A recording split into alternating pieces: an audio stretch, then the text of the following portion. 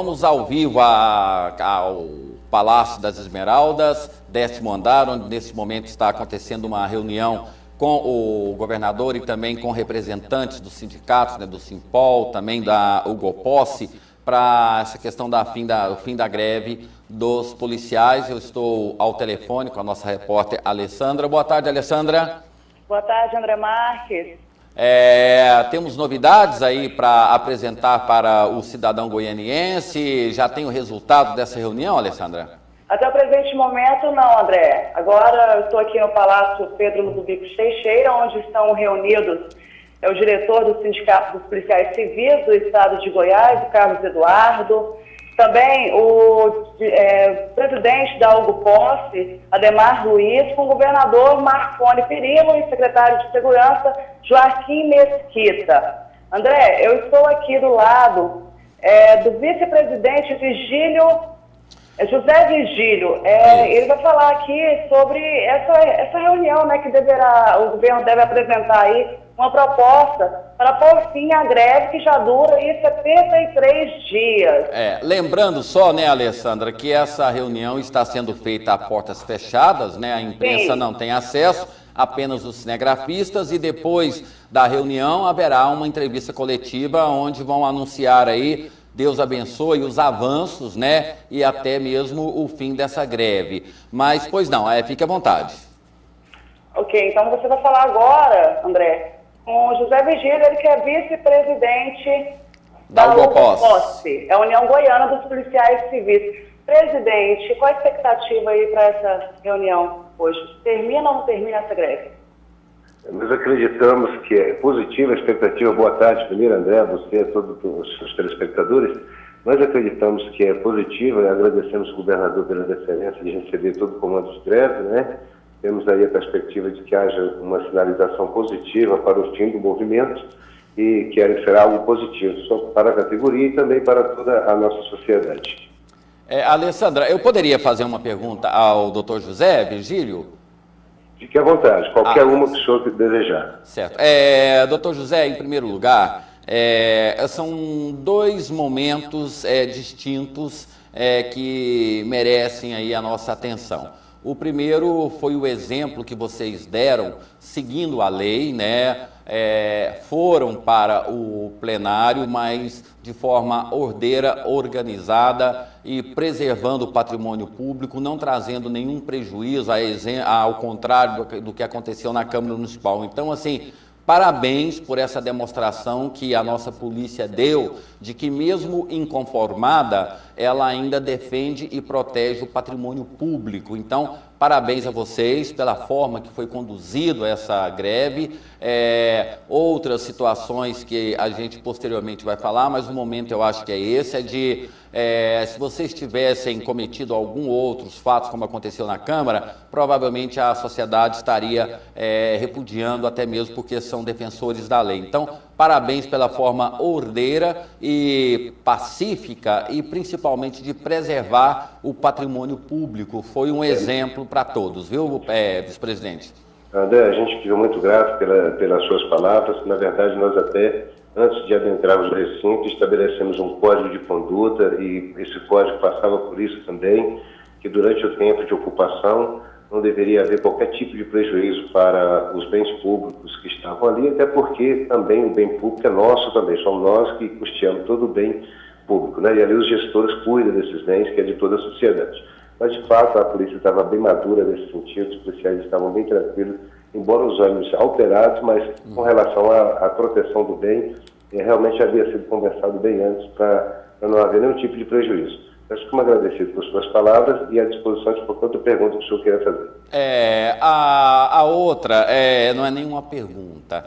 Ontem aqui no programa nós mostramos uma fatalidade que foi a perca da vida de um sacerdote, de uma pessoa que nos defende do mundo do crime, e eu fiz um comentário e eu queria, não sei se o senhor teve acesso, mas eu fiquei assim, triste, fiquei indignado, primeiro pela situação, né? Um policial que tem que levar um lanche para a esposa que está no cais, com a filha doente, e aí é brutalmente assassinado por pessoas que deveriam estar presas, e aí não há por parte do governo, de ninguém, apenas vira uma estatística ou chamam o outro concursado pensando que a vida ela é substituída por uma outra pessoa. Então meu coração ele ficou de luto, permaneceu de luto, e eu fiz um comentário, né? Vocês não estão brigando por muito,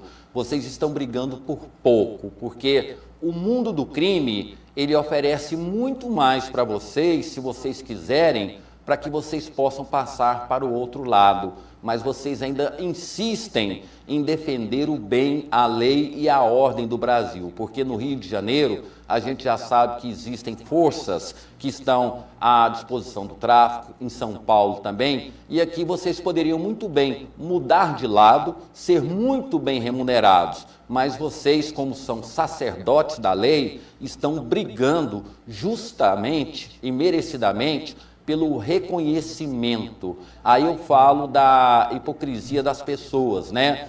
Que chamam a nossa polícia de corrupta.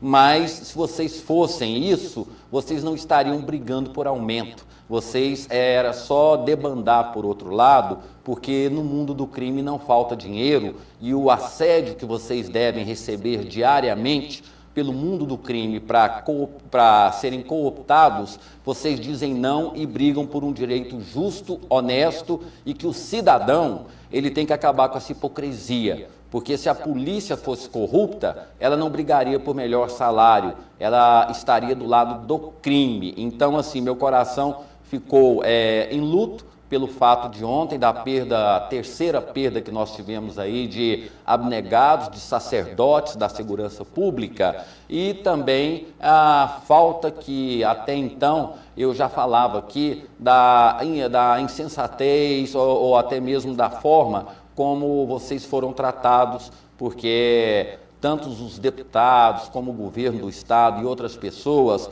no momento de insegurança, nós deveríamos ter os policiais nas ruas bem valorizados, motivados, porque as ruas são muito estreitas para andar a polícia e o criminoso do lado. Se a polícia sai, o bandido toma conta. Então é melhor valorizar a polícia para retirar os bandidos. Foi um comentário que eu fiz mais ou menos ontem, e eu queria compartilhar isso com o senhor e parabenizar pela forma que vocês estão lutando pelos direitos constitucionais, quando poderiam ser seduzidos ou cooptados pelo mundo do crime, que ali não falta dinheiro, viu, doutor? Verdade. Eu gostaria novamente, eu não sei se o tempo me permite ainda, André, fazer algumas reflexões, agradecer por sua reflexão acerca do tema, obviamente muito acertada e oportuna. O colega realmente não pode ser substituído, infelizmente a administração trata o servidor desta forma, como uma peça. Isso. Então, um morre, você vai lá e substitui. Não é isso. Esse colega, por exemplo, que faleceu ontem, ele já havia trabalhado comigo, um policial de ponta. Ele não estava efetivamente na greve, ele estava ainda desenvolvendo os trabalhos de polícia, tinha chegado de viagem naquele dia em que ele faleceu, esteve na Assembleia, esteve comigo, me deu um abraço, e logo por volta das 22 horas, quando eu recebi a ligação que ele havia sido assassinado, fiquei bastante triste também. O seu comentário acertado, o coração da gente fica doído. A morte desses 3 colegas, dentro de 20 e poucos dias, mostra também para nós a situação em que a segurança está. Ela, de fato, é grave, essa situação. Nós devemos ter que estar repensando sobre toda essa situação, não apenas nós, mas o governo como um todo, né? A gente sabe que a rua está perigosa, nós sabemos desse sentimento de insegurança que permeia a mente da nossa sociedade, e ele se agrava um pouco mais quando a polícia está de greve. Para o senhor ter uma ideia, o senhor já sabe que é assim, mas para o senhor, talvez alguns ouvintes, os telespectadores não têm conhecimento, toda a produção ou toda a condenação, todas as denúncias que chegam ao Ministério Público posteriormente ao Poder Judiciário, é fruto do trabalho da Polícia Judiciária. Exato. Então, a Polícia do Brasil, nessa formatação do sistema de segurança pública, diga-se de passagem arcaico, nosso modelo é o último modelo no mundo, que é essa bipartição ou tripartição para você fazer um procedimento nesse sentido, e depois o processo, né, para levar o criminoso à justiça. Isso acaba trazendo uma sensação também, essa demora, ela acaba trazendo uma sensação de impunidade porque primeiro se demora muito, se perde muitas provas, é uma grande dificuldade para você formatar tudo isso até que o judiciário possa dar a sua palavra. Também você tem uma dificuldade nesse sentido, justamente porque aqui nós não conhecemos, aqui no Brasil nós não temos a polícia chamada de polícia de ciclo completo, que é uma polícia que já é um sistema adotado em todo o mundo. Havia um outro país ainda que tinha uma situação como a nossa, na África, e desde 2002 já baniu também esse sistema. Então isso também é prejudicial. A greve, por si só, ela já é ruim para a sociedade, é ruim também para nós, é muito pior para a sociedade e muito desgastante para o governo. Sim. Do ponto de vista, só se o senhor permitiu concluir, do claro. ponto de vista que o senhor falou da corrupção, nós temos um trabalho, não apenas a polícia, a nossa corregedoria foi a corregedoria que mais puniu, e aí a gente tem que brigar também com a corregedoria no sentido de punir com imparcialidade. Você não pode punir apenas para dar exemplo à sociedade, você tem que punir realmente quando as pessoas transgridem, né, que faltam com o seu dever de ofício, que ultrapassam os limites que estão impostos pela lei para nós, que deve ser punido. Nós fazemos um trabalho também nas associações, no sentido de conscientizar o policial, a ser um policial honesto, trabalhar a ética, trabalhar a moral desse policial, para que ele trabalhe realmente corretamente e ofereça o melhor que ele puder do seu trabalho para a sociedade. Ontem eu falei que a morte de um policial, ela representa muito mais do que as pessoas pensam. É a morte dos poderes, é a morte da Constituição e é a morte também de uma parte, de uma parcela importante daquelas pessoas que nos defendem. E para os bandidos, a morte de um deputado, de um policial é um troféu e a gente não pode permitir isso, né? Exatamente. E também tem uma situação nessa que você colocou aí, que é o seguinte, que há uma outra situação que nós devemos ter como intolerável, você como pessoa formadora de opinião e a sociedade que estivermos ouvindo, significa mais do que isso também, André, porque no caso, principalmente da morte do Valdir e no caso da morte do Cláudio Carral, ambos trabalharam comigo também, essas pessoas, elas foram assassinadas e quem os matou sabia que se tratava de policiais.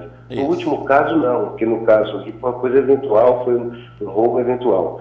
Foi o caso Marcondes, que é um amigo nosso, também trabalhamos junto. Nos dois primeiros não, eles já sabiam que ele era policial e eles o atacaram e o mataram. Isso significa uma agressão maior à sociedade e a própria agressão ao Estado. Exato. Porque a partir do momento em que eu conheço que a pessoa se trata de um policial está agindo dentro dos limites que a lei lhe permite, ou está ali como cidadão, mas sabendo que é policial, e eu vou ali deliberadamente, mato aquele policial, eu ataquei o Estado frontalmente, eu agredi a sociedade enquanto essa que delegou o poder do Estado de trazer segurança para nós. Exatamente. É uma situação grave, né, que nós devemos fazer essa avaliação, devemos fazer essa reflexão. O policial ele tem melhorado muito a sua qualificação, essa questão da luta salarial, ela passa também por essa questão da qualificação, ela depura o meio, porque o policial bem remunerado ele tem uma expectativa positiva dentro da carreira, de dignidade própria da sua família, da própria família, e ele próprio policia a si e aos demais que trabalham com você.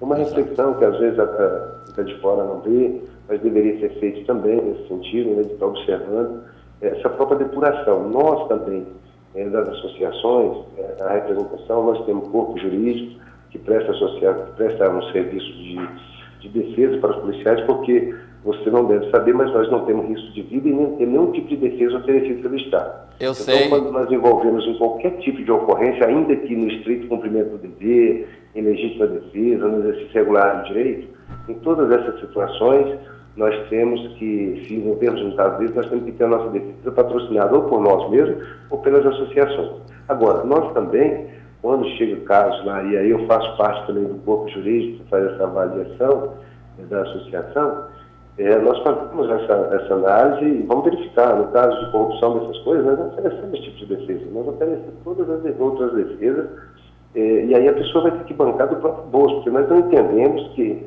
o policial deve se imiscuir ao mundo do crime, ao contrário, ele tem que se eximir totalmente, estar fora da situação de crime, não querer de forma nenhuma participar. Você chamou bem a atenção com relação a alguns estados, também não é só o estado do Rio de Janeiro, São Paulo, nós temos uma situação difícil também em Minas Gerais, principalmente na região de BH, a Grande Belo Horizonte, Salvador também sofre muito com isso, Espírito Santo. Goiás ainda tem uma polícia boa, uma polícia que você pode ter certeza que existe aquelas dificuldades aqui. Mas é a melhor do Brasil, na minha opinião, é a melhor do Brasil.